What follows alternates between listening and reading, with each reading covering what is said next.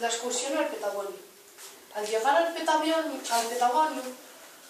un chaval cogió y se subió a una torre y se puso al borde y dijo que se iba a suicidar. Los profesores dijeron, va, esto es una farsa.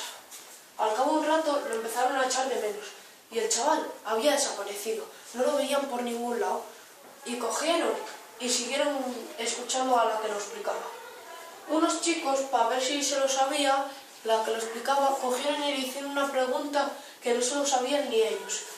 Cogió y la chica que lo explicaba, cogió y cambió de tema. Nos subió a una torre que dijo que medía casi 10 metros, pero no llegaba ni a 3. Después al bajar, cogió y también nos dijo que el foso medía 3 metros y no llegaba ni a medio. Nos empezó a decir que las piedras eran restos de los romanos, pero se veía el cemento que lo habían echado ellos.